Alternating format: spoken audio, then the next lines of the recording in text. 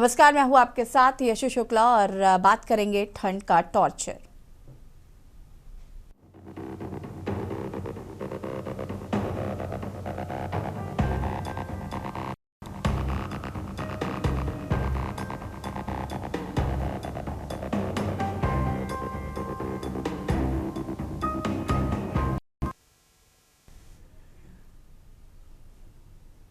उत्तर प्रदेश में इस वक्त मौसम ने पूरी तरह से सिस्टम हिला दिया है। कड़ाके की ठंड, घना कोहरा और ठिठुरन ने पूरे प्रदेश में जनजीवन को थाम सा दिया है। सुबह की शुरुआत ही घने कोहरे और गलन के साथ हो रही है।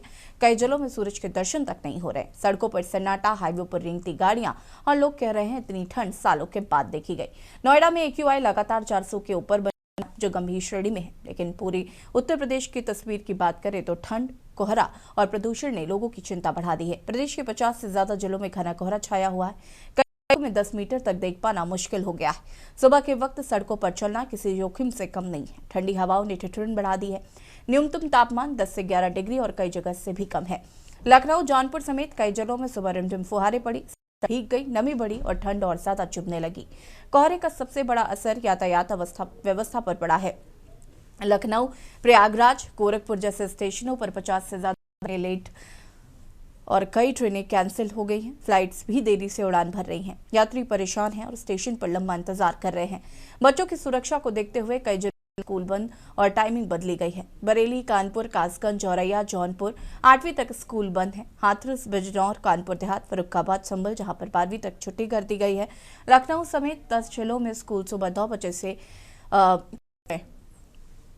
ग्रामीण इलाकों में हालात और मुश्किल हो गए। खेतों में काम प्रभावित, मजदूर अलाव के सहारे सुबह शाम ठिठुरन और सबसे ज्यादा गांव में ठंड का असर शहरों से ज्यादा दिख रहा है। कोहरे के कारण हाईवे पर खतरा बढ़ गया है। सरकार ने स्पीड लिमिट 60 से 80 किलोमीटर तय की है। बार बार चेतावनी दी जा रही कि धीमी रफ्तार और फॉग लाइट का इस्तेमाल जरूरी है। सरकार पूरी तरह से उलट मोड पर है। बेवजह बाहर न निकलने की अपील की जा रही है। जिला प्रशासन को सतर्क रहने के निर्देश दिए गए हैं। रैन बसेरों और अलाव की निगरानी भी रखने के निर्देशित किया गया है। कानपुर में भी कड़ाके की ठंड से गौवंश को बचाने के लिए गौशालाओं में काऊ गए। पहली बार ऐसी पहल देखने को मिली। ठंड और कोहरे का असर देखने को मिल रहा है। दफ्तर जाने वालों की मुश्किलें बढ़ गई है। बुजुर्ग और बच्चे इससे सबसे ज्यादा प्रभावित है। अस्पतालों में सर्दी जुकाम के पड़े हैं।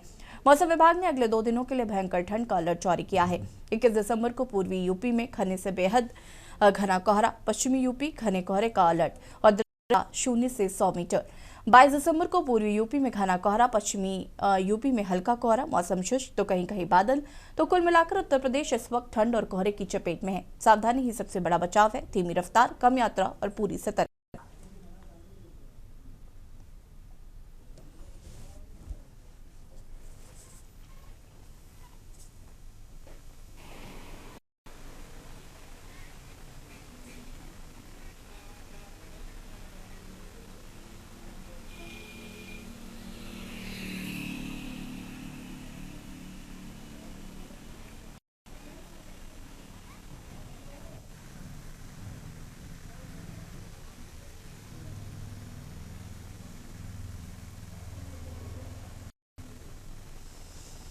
एकता सिंह, NGO क्लाइमेट एजेंडा से हमारे साथ जुड़ी हुई हैं। साथ ही साथ नाहिद अकील, सोशल एक्टिविस्ट हमारे साथ जुड़े हुए हैं। अशोक द्विवेदी, नोएडा संवाददाता हमारे साथ जुड़े हुए हैं। सबसे पहले तो आप सभी का बहुत बहुत स्वागत है। अशोक द्विवेदी जी का रुख कर लेते हैं। अशोक, अगर हम नोएडा की बात करें तो यहाँ पर AQI जो है वो 400 के पार नजर आ रहा है। लगातार प्रदूषण का खतरा बढ़ता जा रहा है। लेकर तैयारियां क्या कुछ है?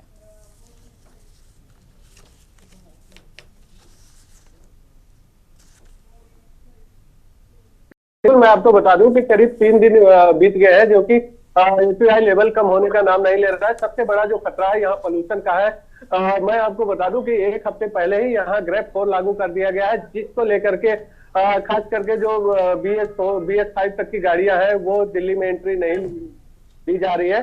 वहीं मैं आपको बता दूं, अगर ठंड की बात करें तो AQI बढ़ा हुआ है, जिससे पोल्यूशन का खतरा के साथ साथ कोहरे ने भी दस्तक दे दी है। वही मैं आपको बता दूं, आज दूसरा दिन है जो सबसे ठंडा दिन जो है दर्ज किया गया है। वहीं अगर देखा जाए विजिबिलिटी जो है वो सबसे ज्यादा कम है, जिसको लेकर के रफ्तार पे जो है रोक लगी है। कहीं ना कहीं देखा जाए तो रफ्तार को लेकर के जो है यहाँ सबसे ज्यादा एडवाइजरी जारी की जा रही है, क्योंकि यहाँ से जो है यमुना एक्सप्रेस वे और दिल्ली से निकलने वाला जो है जो लखनऊ को जोड़ता है, या जितने भी एक्सप्रेस वे है वो लगभग दिल्ली से निकल रहे हैं। तो एक्सप्रेस वे पे जो सबसे ज्यादा जो खतरा बना हुआ है, दुर्घटना का बना हुआ है, ये विजिबिलिटी बिल्कुल नहीं है। और खास करके ड्राइवरों को जो है, वो जो ड्राइव करने वाले लोग हैं उनको रात में दिखाई देना कम हो जाता है, क्योंकि कोहरा इतना ज्यादा है, विजिबिलिटी बिल्कुल नहीं है, जिसको लेकर के यहाँ एडवाइजरी जारी की गई है। रोड पे रात को ट्रैफिक पुलिस गश्त करती है, लोगों को चेतावनी देती रहती है कि जो है रिफ्लेक्टर का यूज करें और सारी लाइटें जलाएं। और जो गति की सीमा है वो भी एक्सप्रेस वे पे कम कर दी गई है। बताया जा रहा है कि 75 की स्पीड में जो है छोटे वाहन अपनी गाड़ी चलाएं, और वही बड़े वाहन 50 की स्पीड का लिमिट तक पार करें। तो अगर देखा जाए तो कहीं ना कहीं जो सबसे ज्यादा एक तो कोहरे का खतरा है, जिससे तो एक बार बचाव किया जा सकता है, जिसको लेकर के प्रशासन द्वारा यहाँ रैन बसेरे बनाए गए, स्लेटर हाउस बनाए गए हैं, जिसमें लोग यहाँ के डीएम जी जा करके मौके पे जो है वहां पे उसकी निगरानी कर रहे हैं। डीएम भी जाके औचक निरीक्षण कर रहे हैं कि कोई भी आदमी खुले आसमान के नीचे न सोए, जो बाहर से आए हुए हैं वो रैन बसेरे में रहे, या जो फुटपाथ पे या दुकानें लगाते हैं, या छोटे छोटे जो लेबर टाइप के लोग हैं उनको खुले मैदान में ना सोना पड़े, जिससे उनसे ठंड से बचाव किया जाते। लेकिन कहीं ना कहीं देखा जाए तो इस बार की जो सबसे बड़ी मुसीबत है, हर साल नोएडा प्राधिकरण द्वारा यहाँ अलाव के लिए लकड़ियां डाली जाती थी, लेकिन इस बार जो है पोल्यूशन को लेकर के ग्रेप 4 लागू है, तो जिसको लेकर के अलाव की लकड़ियां नहीं डाली जा रही है। तो कहीं ना कहीं देखा जाए जो ठंड का जो सितम है इस बार लोगों पे भारी पड़ता है। इस बार 3 माह पूरा एनसीआर झेल रहा है। पहला जो है कोहरे का है, दूसरा जो है लकड़ियां नहीं मिल रही, ठंड ज्यादा है क्योंकि शीतलहर चल रही है, और 2 दिन हो गया, 2 दिन अभी आपको देखा जा सकता है कि दिन के 12 बज चुके हैं, लेकिन अभी भी रोड पे कोहरा है, जिससे विजिबिलिटी कम है। तो कहीं ना कहीं देखा जाए तो सबसे ज्यादा जो असर पड़ा है वो गरीब जनता पे पड़ा है और ट्रैफिक पे पड़ा है।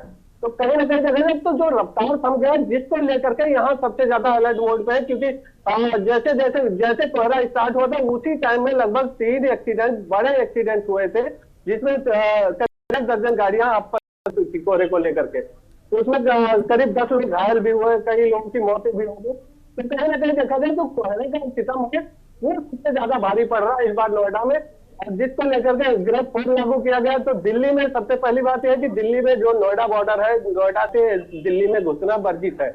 वहीं अगर बताया जाए कि जिस गाड़ी का पोल्यूशन नहीं है उन गाड़ियों को वहां पे दिल्ली में या नोएडा एनसीआर में कहीं पे भी पेट्रोल और सीएनजी नहीं मिल रहा है, जिसको लेकर के लोग अपने गाड़ी की पीओसी कराएं। और अगर दिल्ली में घुसते हैं तो BS6 गाड़ियां लेकर के घुसे, जिससे पोल्यूशन पे रोक लगाया जा सके। ऐसी ठीक है अशोक, वापस आएंगे आपके पास। हमारे साथ यहाँ पर एकता सिंह जी जुड़ी हुई है। एकता जी, जिस तरीके से पोल्यूशन लगातार बढ़ रहा है, ठंड तो देखने को मिल ही रहा है, लेकिन पोल्यूशन जो है वो भी लगातार बढ़ता हुआ नजर आ रहा है। तो 13 मार्च जो है वो जनता को झेलनी पड़ रही है, एक तो ठंड, कोहरा और ऊपर से प्रदूषण। और प्रदूषण की बात करें तो उसको नियंत्रण करने के लिए लाख दावे किए जा रहे हैं, लेकिन धरातल पर ये सारी चीजें नजर नहीं आ रही हैं। देख रही हैं इसको? और देखिए, क्लाइमेट में जो बदलाव आए हैं उसने बहुत सारे अपने देश नहीं पूरी दुनिया में एक बहुत बड़ा बदलाव किया है। ठंड आनी ही है और पॉल्यूशन पे रोक नहीं लगने की वजह से ये ह्यूमन हेल्थ के लिए एक बड़ा खतरा बनता जा रहा है। साइंटिफिकली देखें इसको तो ठंड के समय में हवा होने की वजह से पॉल्यूटेंट जो है वो ह्यूमन हाइट्स पे ही रह जाते हैं, यानी हमारे लंग्स के, हमारी नोज के बिल्कुल पास में हम उसको इनहेल करते हैं। ऐसे में बुजुर्गों और बच्चों के अलावा भी, सेंसिटिव लोग हैं उनके अलावा भी, जो नॉर्मल लोग हैं उनके लिए भी ये खतरनाक होता है। जिस तरह का AQI NCR में चल रहा है, या पूरी ये उत्तर भारत की हम बात कर, इंडो गैंगेटिक बेल्ट है, इस पूरे इंडो गैंगेटिक बेल्ट में पॉल्यूशन जो है वो भारत की अपनी जो मानक है, सेफ लिमिट है जो एयर की, उससे कहीं ज्यादा है, बिल्कुल कम से कम 5 गुना ज्यादा है पूरे बेल्ट में। और ऐसे में इसके लिए कोई ठोस कार्यवाही नहीं करना, ठोस कदम नहीं उठाना, कहीं ना कहीं ये दर्शाता है कि जी कंटिन्यू करिए प्लीज। जी, कहीं ना कहीं ये दर्शाता है कि जो उपाय किए जा रहे हैं वो नाकाफी हैं, क्योंकि अगर ये उपाय काम में होते तो एयर पोल्यूशन की स्थिति ऐसी नहीं होती। अभी हाल ही में जो अरावली को लेकर चर्चाएं चल रही हैं, अरावली उत्तर भारत का एक कह लें एक ऐसी सेफ दीवार मानी जाती है जिसने उत्तर भारत को बढ़ावा करने से रोका हुआ है। ऐसे में अरावली के लिए जो स्टेटमेंट नया आया हुआ है 100 मीटर के दायरे में उसको रख देना पहाड़ को, ये NCR में वाले खतरे को बहुत ज्यादा बढ़ा देगा और आने वाले समय में अभी जो दिल्ली एनसीआर पॉल्यूशन झेल रहा है उससे 100 गुना ज्यादा पॉल्यूशन झेलने की स्थिति उसके ऊपर आ जाएगी। तो जो कदम उठाए जा रहे हैं और जो पॉल्यूशन है उसमें आपस में मेल नहीं दिख रहा है, क्योंकि ये भारत सरकार की और सैटेलाइट इमेज है जो एनसीसीडी लगा लो, देखो जिसमें ये कह रहे हैं कि 31.51% भारत की जो जमीन है वो मरुस्थल हो चुकी है और हम बहुत तेजी से मरुस्थल बनने की प्रक्रिया में आगे बढ़ रहे हैं। ऐसे में जो आंकड़ा सरकार का खुद है उसके बरक्स जंगलों का तेजी से काटा जाना, डेवलपमेंट प्रोजेक्ट में रिन्यूएबल से ज्यादा कोल वगैरह पे को सब्सिडाइज किया जाना, ये कहीं ना कहीं दर्शा रहा है कि हम जो अभी खतरा चल रहा है देश में पॉल्यूशन को लेके उसके प्रति बहुत सजग नहीं है और बहुत सिंसियर नहीं अप्रोच ले रहे हैं। आपके अकॉर्डिंग अगर हम बात करें तो किस तरीके से इसमें बदलाव किया जा सकता है, क्योंकि सरकार तो हर प्रयास कर रही है। अभी उत्तर प्रदेश को WHO के द्वारा एक फंड भी दिया गया जिससे उसे मॉडल तरीके से इस प्रदूषण को कंट्रोल किया जाए और जितना भी अब जिस तरीके से हम काफ़ी ग्रो कर रहे हैं उसके अकॉर्डिंगली नई टेक्नोलॉजीज के साथ हम प्रदूषण को कंट्रोल कर सके, कितना पॉसिबल हो पाएगा? देखिए, उत्तर प्रदेश की बात कर रहे हैं तो 2019 में नेशनल क्लीन एयर प्रोग्राम बना जिसके तहत ये कहा गया कि कुछ फंड एलोकेट किया जाएगा जिसके तहत प्रदूषण को कम किया जाएगा। जो भी ऐसे जोन हैं जो नेशनल क्लीन एयर प्रोग्राम में आ रहे हैं, उत्तर प्रदेश के 16 जिले आते हैं। अब फंड एलोकेशन को अगर देख लें तो जो उन्होंने डेटा दिया है कि प्रदूषण कितना % कम हुआ वो उस समय का है जो जब फंड एलोकेट नहीं हुए थे। फंड एलोकेट होने के बाद बहुत माइनर चेंज जो है वो दिखा रहे हैं अपने डेटा में। इसका मतलब कि जो फंड यूटिलाइज हो रहा है उसका कम करने में कहीं भी कोई रोल नहीं दिख रहा है और कोई ऐसा डेटा नहीं है कि ऐसे किन किन चीजों में ये फंड डाला गया है या ऐसे कौन कौन से उपाय किए गए हैं जिससे बहुत तेजी से उत्तर प्रदेश में एयर क्वालिटी जो है वो बेहतर हो गई है। क्योंकि हम देख रहे हैं कि लगातार हाईवेज बन रहे हैं, लगातार ओवरब्रिज बन रहे हैं, लगातार ऐसे डेवलपमेंट प्रोजेक्ट्स आ रहे हैं जिनसे पॉल्यूशन बढ़ता हुआ दिख सकता है लेकिन कम होता हुआ दिख रहा है। तो ऐसे क्या क्या मेजर्स लिए गए हैं वो डॉक्यूमेंटेड नहीं दिख रहे हैं कहीं भी। ना यहाँ की सोर्स अप्रोचमेंट स्टडी उस तरीके से हुई है कि हर का पॉल्यूशन किस तरीके का है, क्योंकि जहां भी ये स्टडी हुई वो कॉपी पेस्ट जैसी है। हर जगह रोड डस्ट को ही दिखाया जा रहा है कि वो पॉल्यूशन का एक बड़ा कारण है। जबकि हम देख रहे हैं कि ऐसे डेटा है सरकार के पास कि फ्यूल कंजम्पशन बहुत तेजी से बढ़ा है, जस्ट डबल हुआ है इस पूरे रीजन में। उत्तर प्रदेश में गाड़ियां बढ़ी है बहुत तेजी से उत्तर प्रदेश में पेट्रोल और डीजल की। तो ये चीजें अगर बढ़ रही हैं, हम उदाहरण ले लें अगर कुंभ का, तो 10 ये अखबार लगातार लिख रहे हैं कि 10 लाख बाहरी गाड़ियां शहर में थी और पॉल्यूशन जो है स्टेगनेंट बना हुआ था, बढ़ नहीं रहा था, ये आपस में कोई कनेक्शन नहीं है। तो थोड़ा समझदारी से विभागों को काम करना चाहिए, देखना चाहिए कि पॉल्यूशन कहाँ से आ रहे हैं और उनको सोर्स को समझते हुए उसको कम करना चाहिए। डेटा आप कुछ भी रख देंगे और उससे पॉल्यूशन कम नहीं होगा, क्योंकि हम अस्पतालों की हालत देख रहे हैं। आप सीओपीडी डिपार्टमेंट में चले जाइए तो पिछले 10 सालों में जिस तरीके के से केसेस राइज हुए हैं या जिस तरीके से हार्ट अटैक के केसेस बढ़ रहे हैं शहरों में, ये साफ साफ रिफ्लेक्ट करता है कि पॉल्यूशन और हेल्थ का सीधा कनेक्शन है जो रिफ्लेक्ट भी हो रहा है।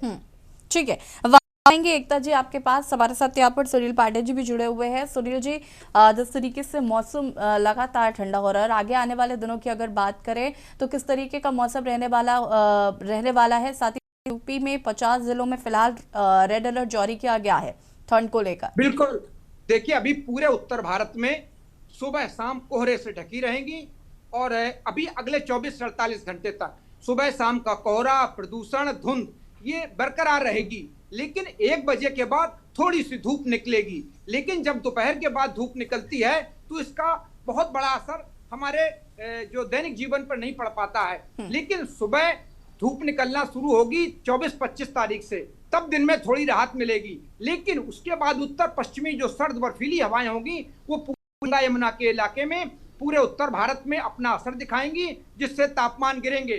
तो अब ये सर्दी पूरी बरकरार रहेगी दिसंबर लास्ट तक। और जो सबसे बड़ी बात है कि 2 महीने हमारे बिल्कुल बिना बारिश के गुजरे हैं। जब बारिश होती है तो प्रदूषण 0 हो जाता है। तो बारिश की संभावना अभी नहीं है, लेकिन इस साल के अंत के दिन या नई साल के पहले दिन थोड़ी बूंदाबांदी पंजाब और हमारे राष्ट्रीय राजधानी क्षेत्र या कुछ इलाके में दर्ज हो सकती है, लेकिन इसकी संभावनाएं बहुत कम है क्योंकि जो नमी आ रही है वो भरपूर नमी नहीं आ रही है। तो फिलहाल अभी इसी तरह की सर्दी बनी रहेगी, सुबह शाम का कोहरा बना रहेगा, धुंध बनी रहेगी, प्रदूषण बढ़ेगा, लेकिन 48 घंटे बाद दिन में थोड़ी राहत मिलेगी। जैसे ही दिन चढ़ेगा तो धूप भी निकलेगी, प्रदूषण भी साफ होगा, इसी के साथ धुंध भी साफ होगी। अभी जो लोग गाड़ी ड्राइव कर रहे हो, जो यात्रा पर निकल रहे हो, वो पूरे सुरक्षा के साथ चलें और ड्राइविंग बहुत संभल कर करें क्योंकि ये स्थितियां बहुत खराब हैं। आज भी 0 विजिबिलिटी दर्ज की गई है एनसीआर में, कई जगह पश्चिमी उत्तर प्रदेश में कानपुर में। सुबह की यात्रा बिल्कुल वो स्थगित कर दें, दोपहर के बाद निकलें और जैसे ही शाम हो 8-9 बजे के बाद फिर घना कोहरा होने की पूरी संभावना है। तो ये स्थितियां अभी 24 से 48 घंटे तक बनी रहेंगी। इसी के साथ सर्दी भी आगे बढ़ेगी, लेकिन तब उत्तर पश्चिमी हवाएं आएंगी, वो दिन में गलन और शीतलहर वाली स्थिति कर सकती हैं। ठीक है, हमारे साथ यहाँ पर नाहिद अकील जी सोशल एक्टिविस्ट है, वो भी जुड़े हुए हैं। नाहिद जी, और जैसे कि वो जो जानकारी है कि पोल्यूशन को लगातार आपके द्वारा भी इस पर बात की जा रही है, साथ ही साथ इस पर रिसर्च भी की जा रही है कि किस तरीके से पोल्यूशन को कंट्रोल किया जाए और पोल्यूशन का मेन कारण क्या है, क्या इसको लेकर, क्योंकि फॉग और स्मॉग दोनों जो है वो पर्यावरण में नजर आ रहे हैं। देखिए, मैंने आपके सभी प्रवक्ता जो चैनल पे लोग बैठे हुए हैं सबको सुना। मेरा ये कहना है कि सिर्फ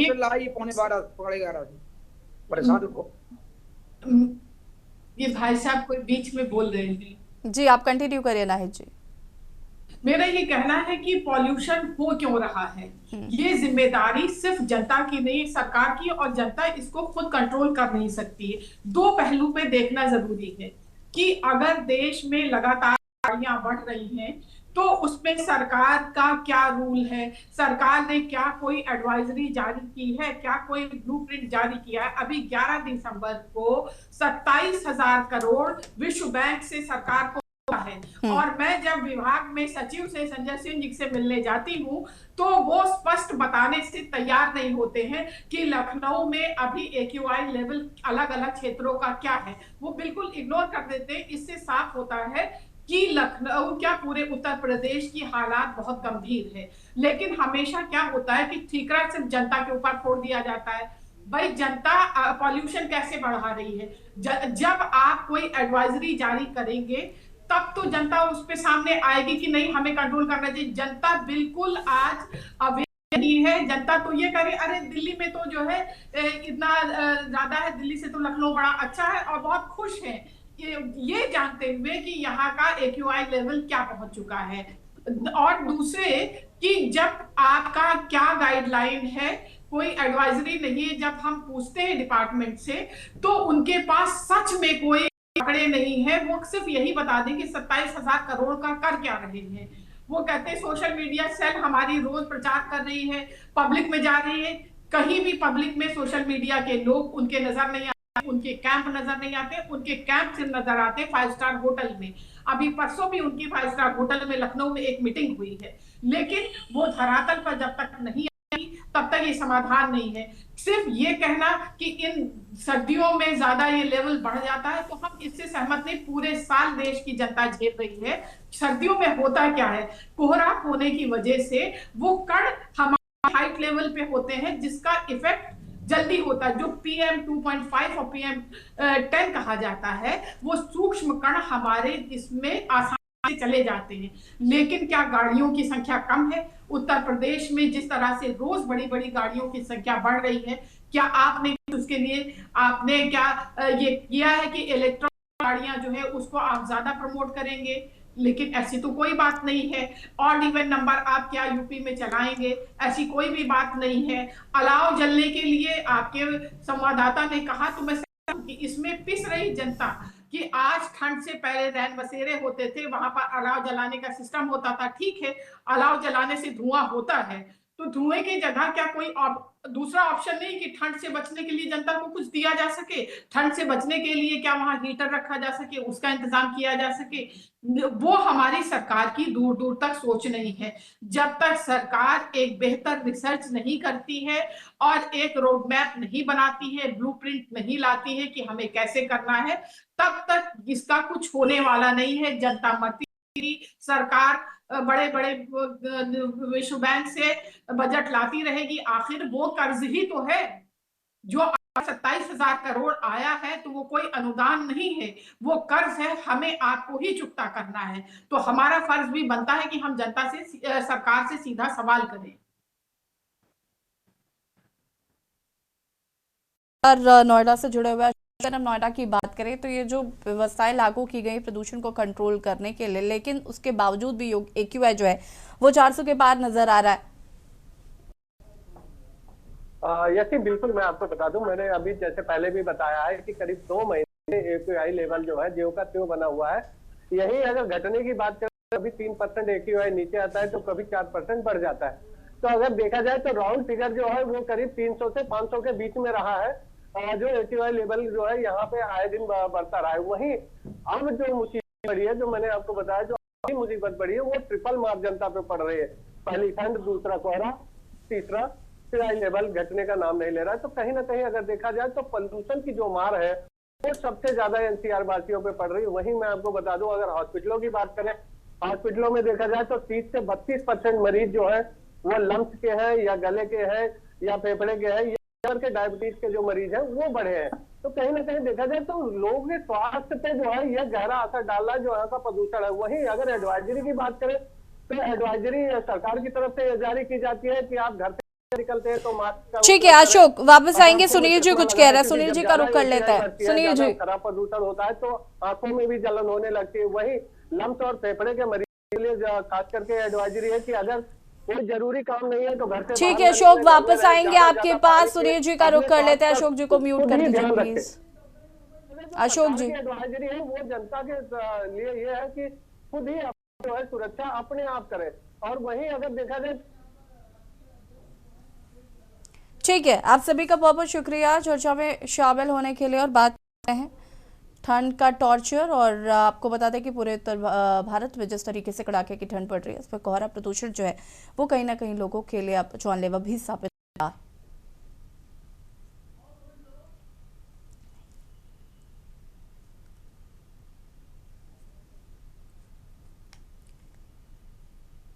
ठंड का कहर देखने को मिल रहा है लगातार, जहाँ पर बच्चे जो हैं वो फिलहाल ठंड में स्कूल जाने को मजबूर हैं। टाइमिंग्स में बदलाव किए गए हैं। साथ ही साथ आपको बता दें कि यूपी में 50 जिलों को रेड अलर्ट पर रखा गया है कि ठंड को देखते हुए एडवाइजरी जारी की गई है। रैन बसेरों को सुव्यवस्थित करने के निर्देश दिए गए हैं। साथ ही साथ सड़कों पर भी थाम दी गई है।